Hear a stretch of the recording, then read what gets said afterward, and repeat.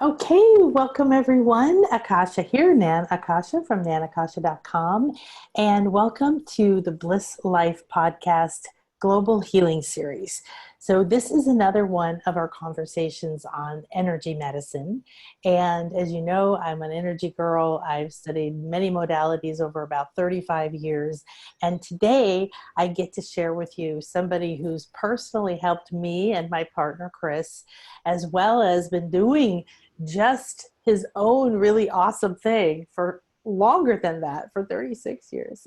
So welcome, John. Well, hi, Nan. It's great to see you again. And I just found out that you and Chris now live in Mexico. That's exciting for you guys. And right now, because of the COVID lockdown, I normally live in Paris, but we're actually, let's say, residing in place, resting in place here in Morocco, in Marrakesh. So we've been here for 6 weeks. So it's an interesting time to be in Marrakesh. No kidding. I know it's so beautiful too where you're sitting. Oh, it's fantastic. So so John has been all kinds of things, right? A chiropractor, you've led sweat lodges, taught Tai Chi, been a massage therapist, and an acupuncturist as well, and Sufi. I really want to hear about that, teaching some Sufi. And then for 35 years now, you have been doing your karma work as well. So share with us how you were just saying that you were born with a gift and how this your life and all of your experiences has led to this fascinating work that you do. Yeah, thanks. So I was born with real kind of bizarre looking retinas. They look like pavement stones. And I think it gave me some visual problems a little bit. Things look a little different to me. But then when I was 14, I started meditating with a vengeance, like 2 or 3 hours a day. And so that kind of exploded, kind of awakened my third eye. And I didn't know what I was doing at first, but soon I got more insight into what was happening to me. So I was having kind of a spiritual awakening. So the time I was 18, I went away to college and I started doing aura readings, $5 or lunch, which wasn't bad in 1969. It was pretty decent. And this continued to inspire me to get into alternative healing. So I started doing massage, and then I went to chiropractic college and studied acupuncture because I could see where to put the needles in and stuff. And I enjoyed all that very much. But then it was in 1984, really right before Thanksgiving in 1984, this young guy came in. Well, he's like 27 years old, and his low back was terribly worn out already. He was a ditch digger for the city of Tulsa, and he was quite tall. He was like, 6'5" or something, and he had a brown haze in his aura. And I said, I always see this on people that have bad jobs, bad pay, bad bosses. Like, what is this, like slave brown or what, So I decided to do a muscle test since I was just trying to kill a little time while I was having the acupuncture take effect and stuff. And I said, raise your arm here. And I said, is this person carrying the energy of slavery? And his arm went right down. And then he about jumped off the table. I said, you can't do that. You got needles in you. I said, he said, I used to have these terrible dreams, these night terrors when I was a child about being a slave. And I would try to run away and I get caught every time and they start whipping me. I wake up screaming. So that was like I was in shock from just hearing that. And so he went on about his dreams for about 5 minutes. I said, damn, looks like a bad case of post-traumatic slave lifetime syndrome. I was sort of trying to offer a little levity to the situation. He said, that's definitely the diagnosis, doc. And then he said, is there any like chiropractic adjustment that can straighten out bad karma? I said, oh, no, I'm sorry. I mean, it takes a long time to get rid of bad karma. And some people say you never get rid of it, you just have to pay it off. And there's all these different ideas on it. But I think that, the way to get rid of bad karma is you have to quiet this special layer of your aura that I call the light body. It's this deep layer. And if you quiet that enough, then you stop emanating the bad karmas into existence. And that usually takes 20, 30 years of full-time meditation, a good teacher, a lot of luck. And as Buddha said, some become enlightened and some don't. So he said that wasn't probably going to work for him. He couldn't even kneel for Mass anymore. He was Irish Catholic, and he dropped out of high school to marry his sweetheart and got pregnant. And he was a wonderful father and a wonderful man, had a wonderful wife and wonderful little kids, but he was kind of stuck in this slave type pattern. And so he said, well, is there how does the karma get here? I said, well, when we're born, our light body, which is kind of like the clothes of the soul, merges with our little baby body, and it carries with it some of the beauty of other lives, some of the skills of other lives, some of the traumas, some of the scars. And the light body, and the research has been done by this guy named Ian Stevenson. He was a full professor of psychology at the University of Virginia, where he interviewed young children who had, memories of past lives. They usually come in between the ages of like 4 and 8. But it seems that the karma shapes your physical body to some degree, your character, your personality. It's quite interesting, and your destiny. And so essentially, it's much different than your energy body. Like your energy body, if you want to fix that, 3 meals a day, good night's sleep, low stress lifestyle, exercise, runs like a top. If you want to fix your emotional aura, 3 meals a day, good night's sleep, low stress lifestyle, go to the counseling. Maybe some people have to take pills because they have bad brain chemistry, And then there's your mental aura, which also responds really well to 3 meals a day, good night's sleep, etc. And we can change our mental aura immediately. If I say make a plan for tomorrow, well, your mental aura usually turns yellow, which is the kind of the color of executive functioning, though it's suspiciously similar to the same color as fear. So it's kind of like the agitated mind, I want to talk more about fear in a little bit. Then there's the blue part of the mental aura, which is about grooving on the now, like dancing or surfing or singing or making love or, what me worry, life's a ride, life's beautiful. And then if you want to change your emotional aura, well, just say, be happy for 5 minutes. And most of us could come up with that for 5 minutes or so before we start to degrade. And then turn your aura sort of pink or yellow pink or, different colors for different people, of course. Or if I said, send energy to your hands, we could measure that on a galvanic skin response. But if I say, make your light body light up like a candle, almost nobody can do it because we don't have volitional control of our light body. Now, the good news of this is, and it is good news, is that we wake up relatively the same person every day. It would be really bad if we woke up a different person every day. You see what I'm saying? So that's the good news, okay? The bad news is we wake up the same damn person every day with the same shit, hitting the same fan and the same problems and the same repeating patterns that seem to grind us down. So I figured out basically a way to de-traumatize the light body. And that's what I did on him. People would come to me for chiropractic and they were terrified. They had the car accident like yesterday or something. And so I did this kind of Ericksonian kind of spiritual hypnosis technique on them to try to get their reptile brain to smooth out so that they wouldn't just walk around like this all the time, and they would relax enough to let me adjust them. And so I decided to kill some time on this guy and said, well, let me try to de-traumatize you from, the slave karma.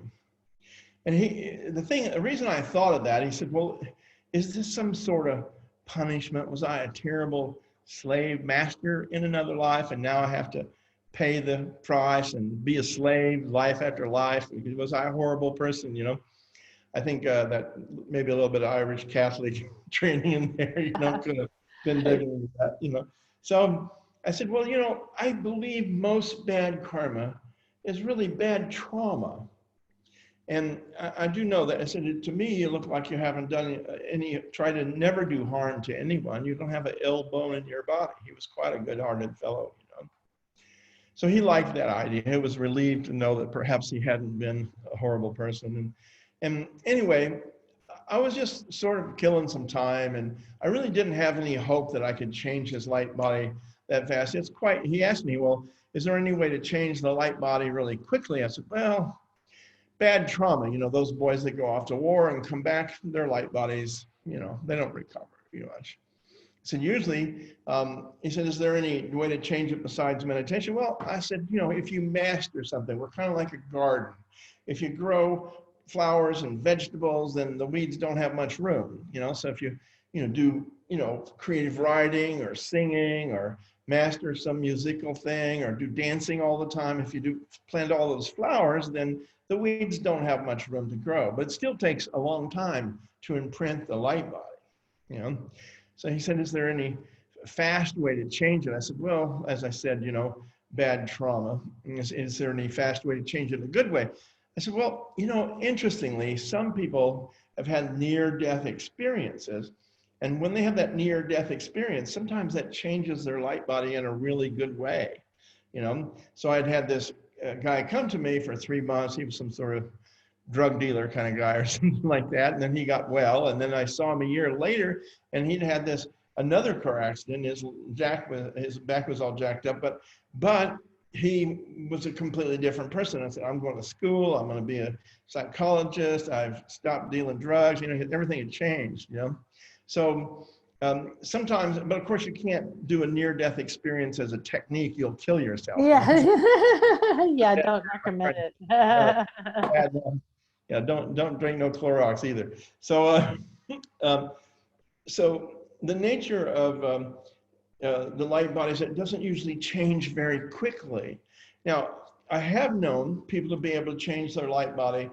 I teach meditation, have a Sufi type meditation classes and stuff. I've done that since 1975, so that's a long time now. I'm hideously old. But what it comes down to is, I see this woman in the spring who was a student of mine, and I see her in the fall. I notice, boy, your light body really changed. What did you do over the summer? And I said, you do like 40 days of meditation or something? It looks like you're really, so smooth. Her whole aura had been jagged ever since I'd known her, and it was so smoothed out. And she had taken her son and 9 other Eagle Scout Boy Scouts to the boundary waters between the United States and Canada. And they just were in nature for 3 weeks. They didn't see anybody else, and just her and the boys and the campfire and the swimming and the sun and the stars. And so I think it's kind of like the outward bound theory, but it's less contrived than that. It's if full immersion in nature, a pilgrimage, a quest, those things can also help us sometimes. Sometimes, there's no guarantees. But anyway, I just this experimental thing where I tried to do this sort of spiritual hypnosis to de-traumatize something very much like, the slavery's over now, all the terrible conditions, the poverty, the abuse, the mistreatment, the long, horrible, laborious hours have ended. I'm ready for a new life, a life of abundance, a life of self-employment. I'm willing to take full responsibility for my work existence and to create a new profession for myself. I'm willing to get all the help and training I need to move forward.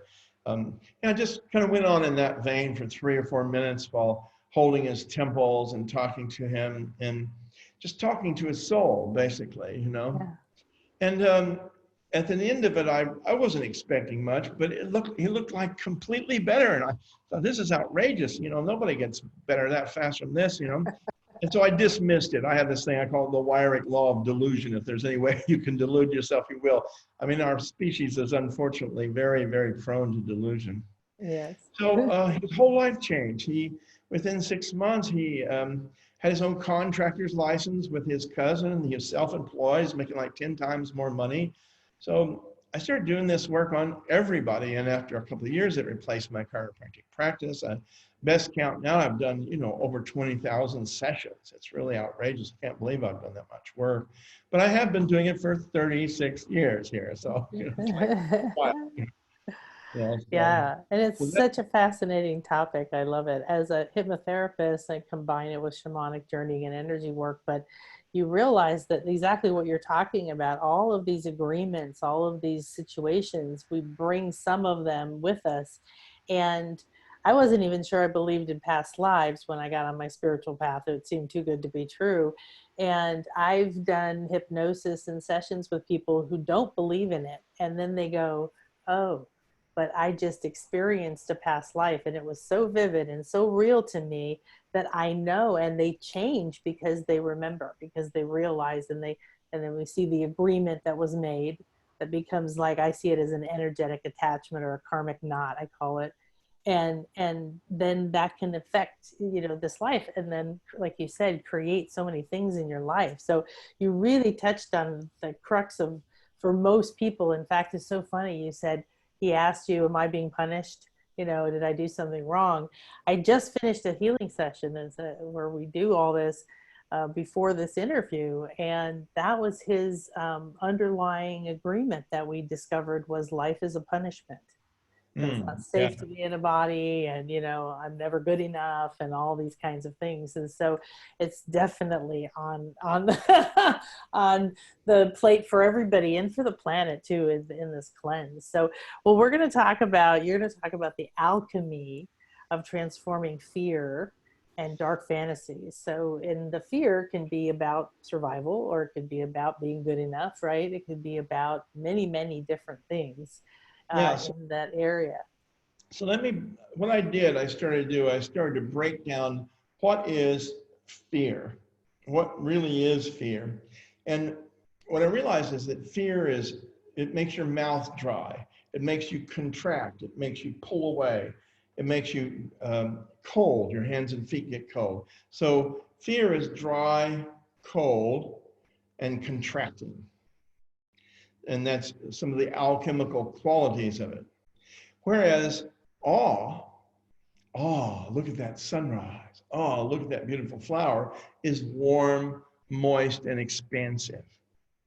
So I read this thing. There's a word in the Bible, the fear of God is the beginning of wisdom.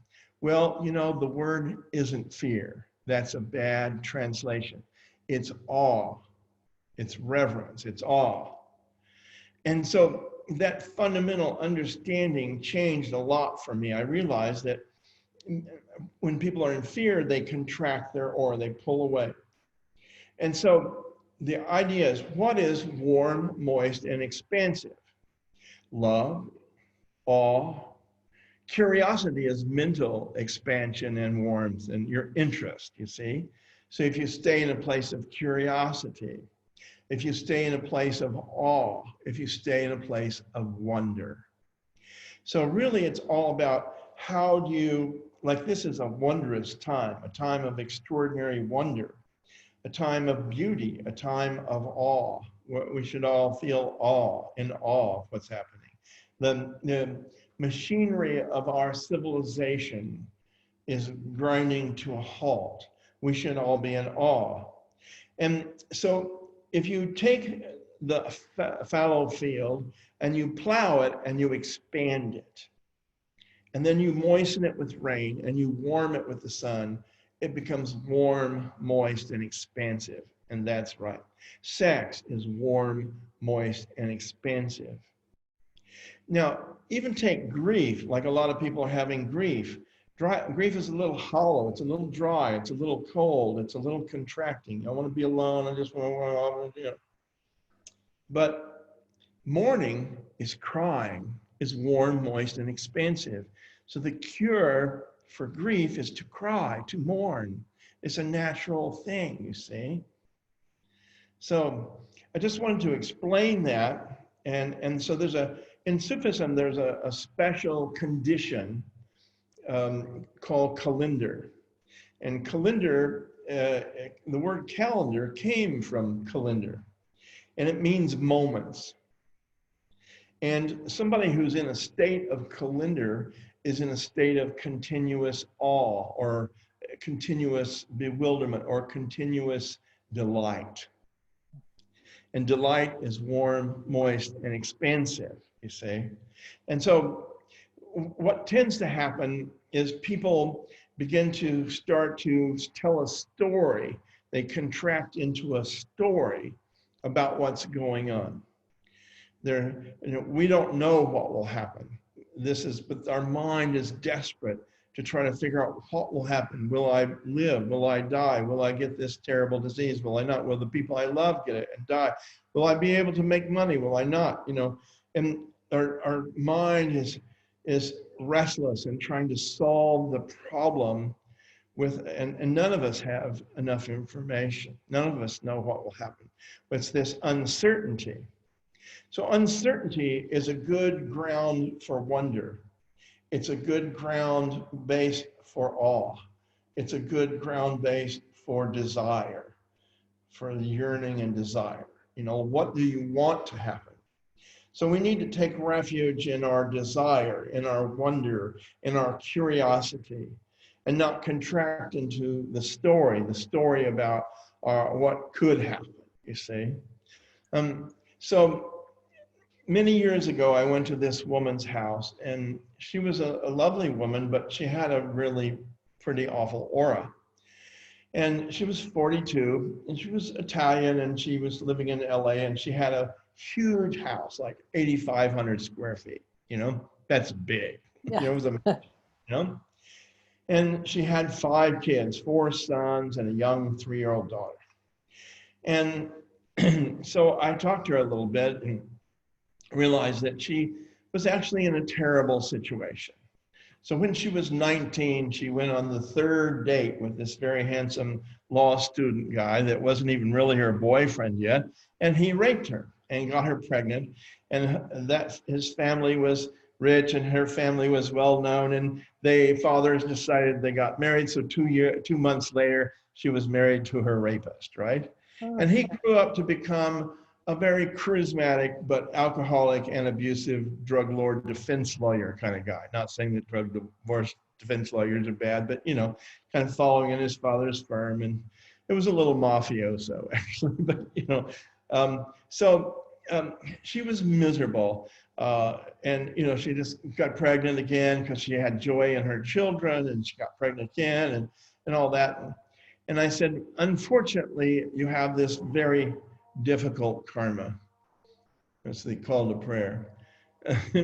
Unfortunately, have this very difficult karma of being a failed protective mother. You're not protecting your children, and the universe doesn't go along with that in a good way. And also, you're not protecting yourself.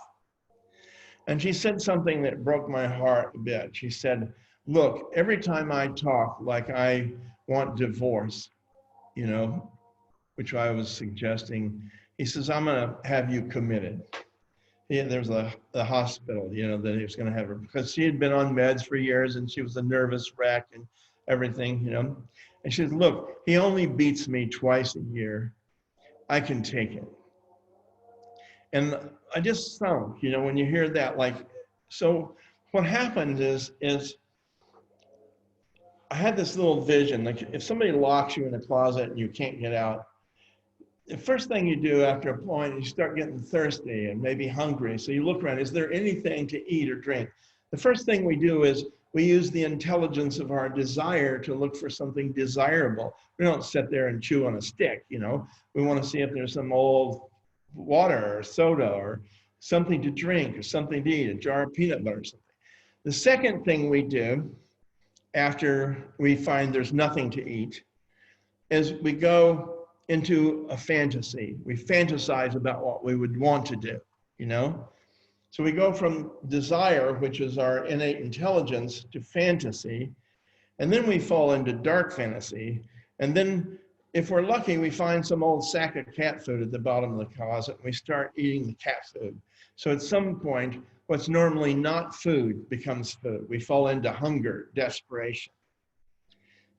So at some point, you know, cat food becomes food. At some point, he only beats me twice a year, becomes love. You see what I'm saying, you know?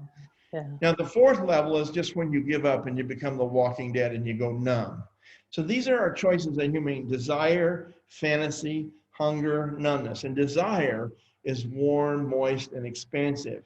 And creative visualization and imagination is like kind of higher level of fantasy, you know, and also looking through the eyes of wonder at all things, you see.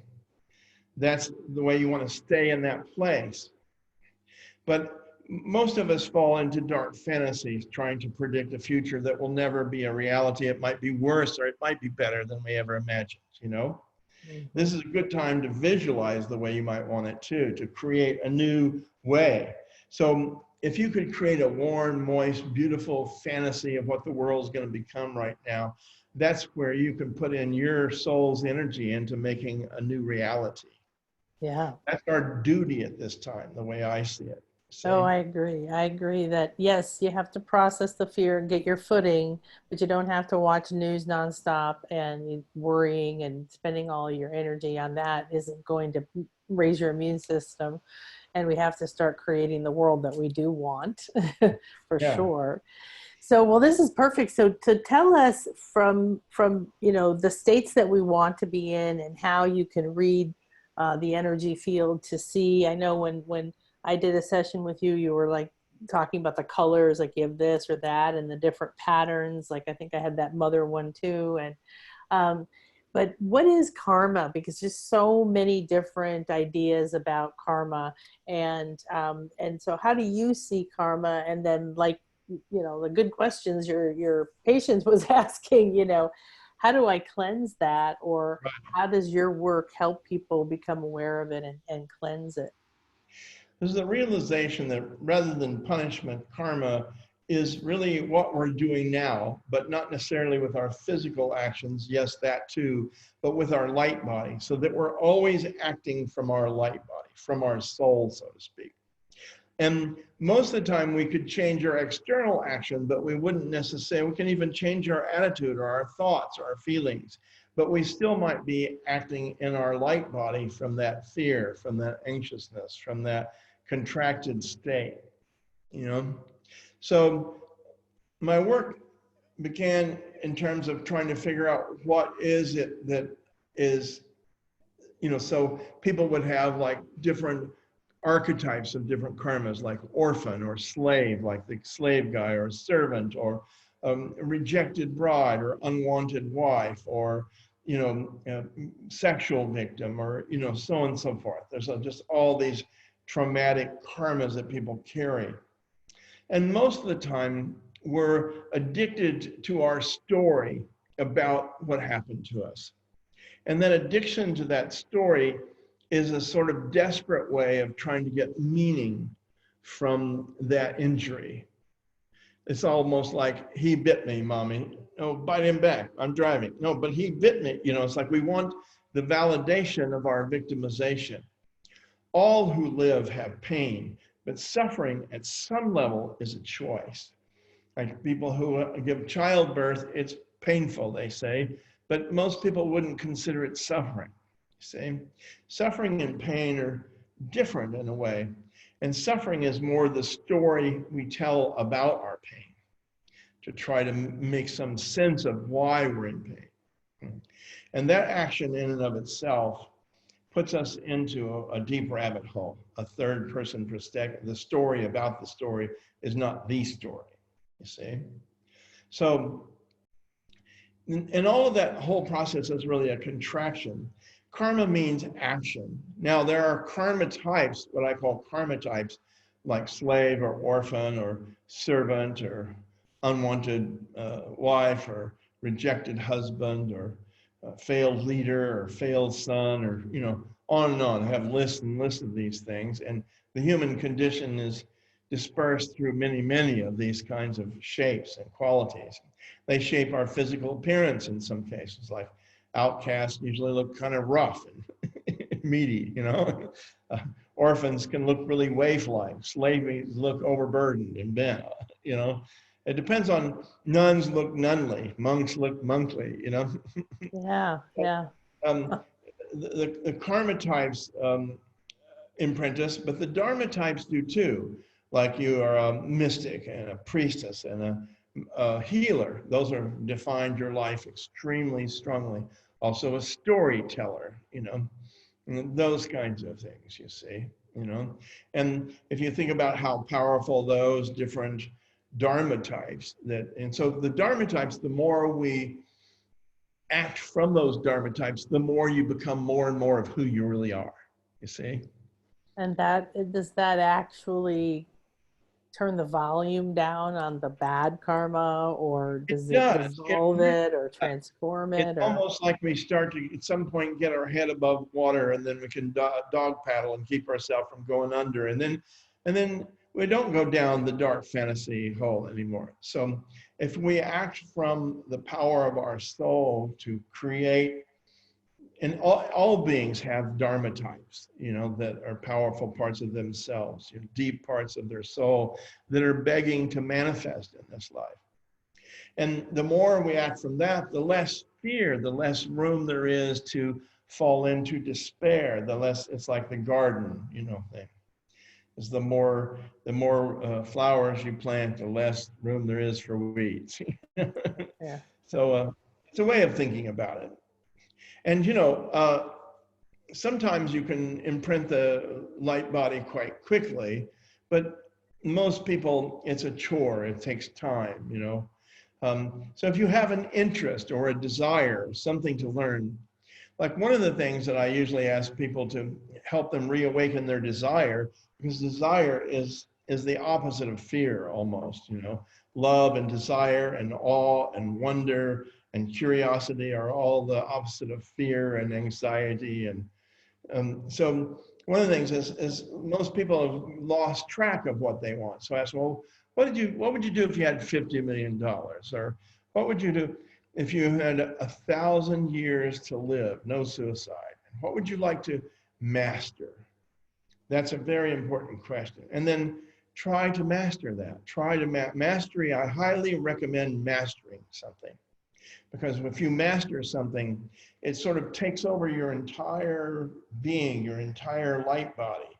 And it doesn't allow things to get you down in the same way, Like they can take away this, you could take away that, or you could take away this, but you still have that mastery, that quality that is yours, that's your gift from the universe that makes you so unique and special and wondrous, And so the more that is emanative, the less there's a tendency to fall into dark fantasies, to fall into places of feeling impoverished.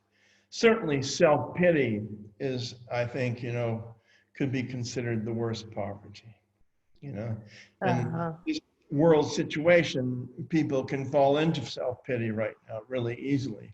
Mm. But if we can find a way to awaken ourselves from those kinds of drudges and stay in a place of the beauty and wonder, the stillness of the world, all of the qualities that have taken us inside our own being instead of having such an external life, that will return. At some point, it will return, but the inner life is where it's at.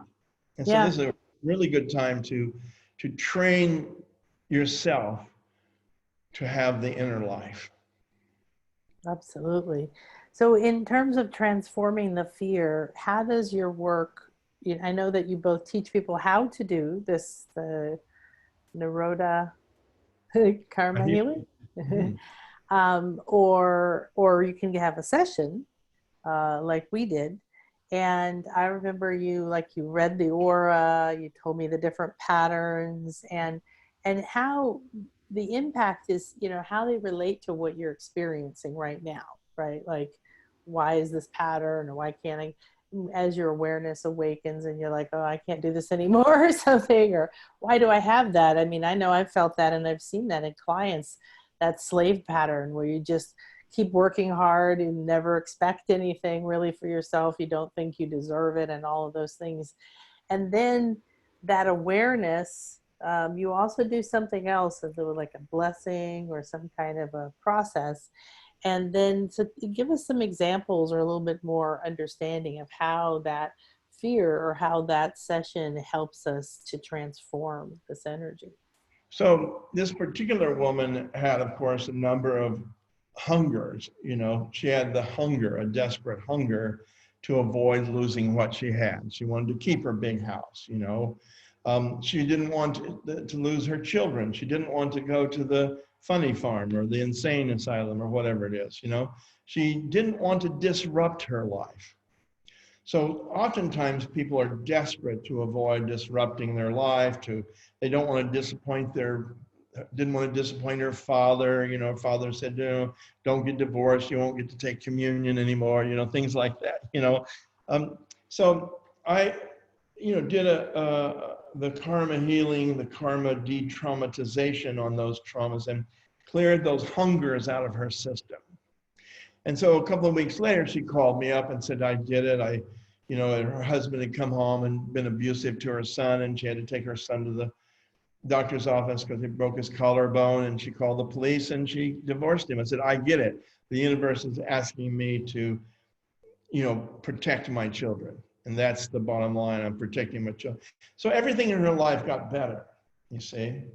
And at one point I began to feel that, you know, there's more to this whole thing. So when we operate from hungers, like there's a hungry soul way of doing things. Like a hungry soul way of getting food would be like dumpster diving or stealing from the apple cart or begging on the streets or something. A hungry soul way of getting sex would be bar hopping or prostitution or, you know, exploitation or something like that. A hungry soul way of getting attention would be like going nude in the mall or something. You know, a hungry soul way of getting money would be robbing banks or scamming or, you know, and so hungry soul things don't take you anywhere. They don't really satisfy, you know, when you can find somebody to have sex with, but when the sex is over, the hunger's over. It's not based on desire. Everything has to be legitimately based on desire. And so I realized that a lot of us have, almost everyone has some parts of themselves that are really hungry. So my work de-traumatizes the causes of those hungers in our light body.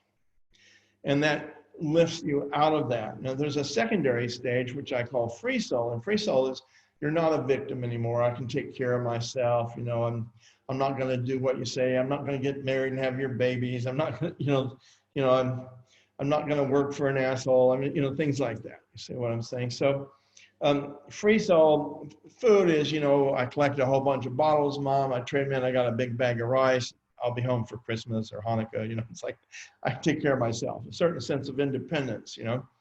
So that's a better stage. But still life isn't as meaningful. It's kind of like getting by. It's like subsistence.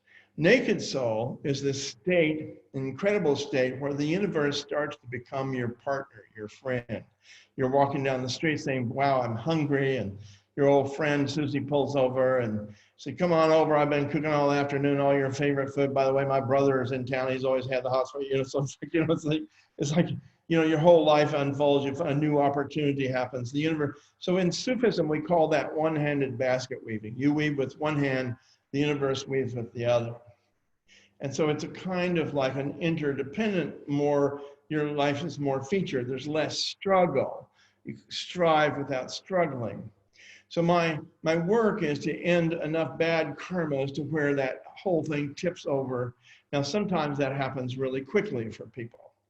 So you'd already done a lot of work on yourself, so it didn't take as much on you, and you were already, you know, kind of almost naked soul already in some respects, you know, but things have really gone much further than now, you see. So if you smooth out the light body, then it starts to emanate a lot more clarity, you become more psychic, you know, you're not caught up in dark psychic fantasies and things, you know, you're not living in the gutter in a psychic way like some people do, and you know, the integrity of your aura is much stronger, and you're able to increase your radiance, and that radiance prevents you from being attacked, prevents you from being consumed by negativity of others. You know, the brighter your light body is, the more you can tolerate adversity without succumbing to it, you see. Mm-hmm. That's a big one. Yeah, That's a really big one. like there's different ways that people set boundaries, you know, something like you move to the next door neighbor and his dog comes over and poops on your lawn, so you put up a fence, and then you like him and he's got a dog too, and you got a dog too, and you're leaving town, so he's going to watch your dog, and then maybe you put up a gate, and then maybe 5 years later you tear this fence down because you can trust each other, you know what I'm saying? Yeah, yeah. But another way to create a boundary is by increasing your radiance. And that's a way of illumination. And the stronger your radiance, if people get too close, they get burned, you know, but then, you know, a bright light, you know, attracts a lot of connection and a lot of radiance. Is, you know, definitely a defense against the darkness Yeah, of the definitely. world, see? So how can somebody get over the fear enough, transform the fear enough to get to those warm, moist, nice states? Because that's, of course, where we let go and transcend all the worry and, you know, negative thinking. And when you're there, it's so much easier to think positive or to say, "Oh, this too shall pass, it'll be okay," and not get caught up in it. And yet a lot of people, you know, I'm very blessed. I live with one person. They're on the same wavelength. We don't, you know, they're not fighting me in terms of wanting to watch the news or horror shows or, you know, like the energy, we have a flow, but a lot of people right now are inundated by their family or other people's energies, and they're sometimes every day in their life are shut in. And so that you get there in a meditation, and then you feel pulled back down, then you go into guilt or judgment, right, about, and you get back up. So do you have some tips on how to do that? Yes, I mean, you know, basically, if you really awaken your light body so it has enough of its own resilience, then the nature of the heart, the nature of your love, and I think our individual egos aren't built really strong enough to tolerate the pain and suffering of the world, you know? So usually the way I started the training with this is to spend a lot of time feeling connected to deity, that somehow deity had that power, and then somehow that deity power came implanted in my own heart, you know? And I call it, in Sufism, it's called mushahida, which is the great witnessing.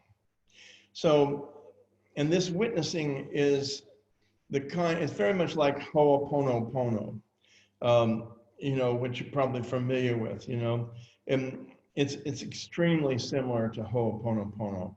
And it's that so watching bad TV doesn't bother me because the images that come before me are transformed by the light of my own being, you see.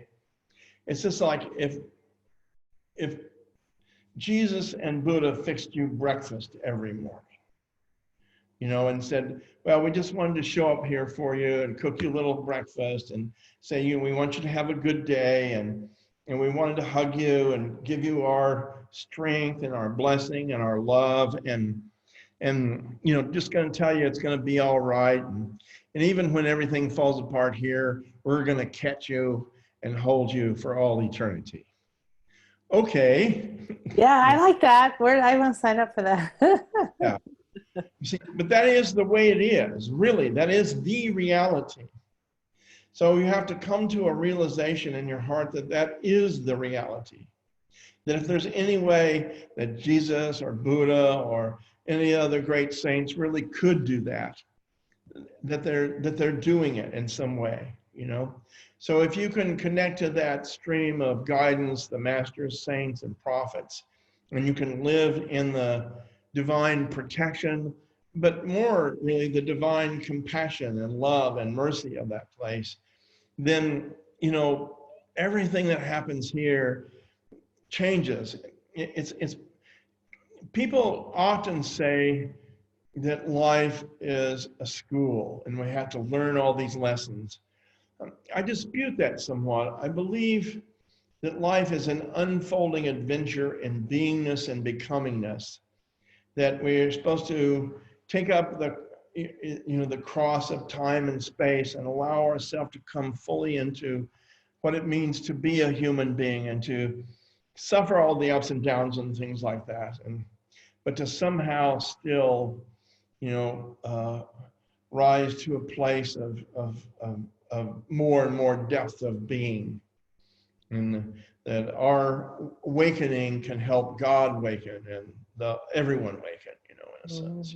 Mm-hmm. That's it. I love that. I love that. What a perfect place to end. So you've got a gift for us. It's a video, right? And it's about that Yeah, hungry soul. hungry soul, free soul, naked soul. And I'll Yeah. send it to you and you can transfer it to the people.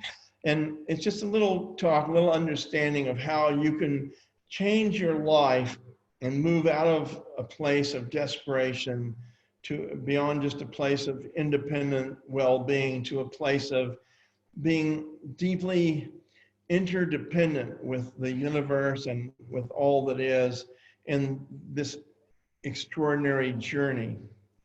And a lot of spiritual paths have to do with kind of ending the false self, you know?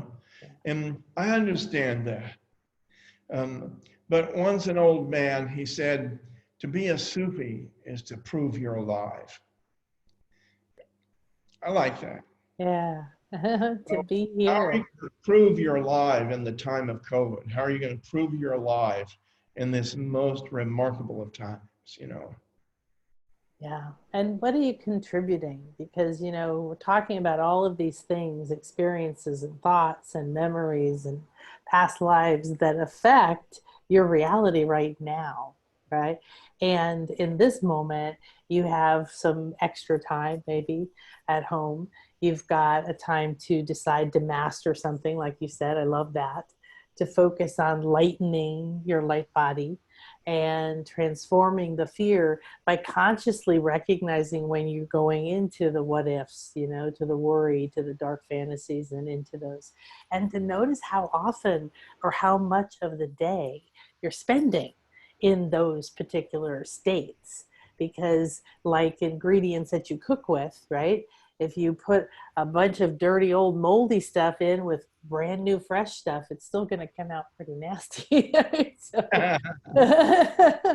those energies. So that's fantastic. Tell us your website and how people can find out more about both working with you or learning how to do this as well. Sure, the easy one is just to go to karmadoctor.com, and because that's when it's karma and doctor are spelled out.com, and that'll take you into the Nirodha Karma Healing website. Perfect. And if you sign up there and you ask for information, I train people to become karma doctors, but mostly I've done these sessions, and now I've just decided I wanted to train people, and so I now have classes in learning how to become a karma healer and then eventually a karma doctor. It's not an easy thing, but it's also an extraordinary journey with a group of extraordinary people. So. Yeah. And what I found, I think one of the reasons that I kept learning more and more modalities and paths, and it was that it's a personal journey. That's part of your healing, and you do it with yourself first, right? And then you get to where you can help other people because you've gone through it, your personal experience. It's all about experiences and experiencing your own awakening, experiencing your own transformation, and then you can catalyze other people's states. And it's you have to teach yourself how to climb out of the ditch before you can really um, help others. Exactly. So Yes. it's important. It's an important maturing. It's not always easy, but if you stay in a place of awe and wonder, curiosity, um, you know, and just remember it's the awe, not the fear. Yeah. It's that vastness, the extraordinary vastness of existence. Yeah. I do think that we often misinterpret emotions as fear.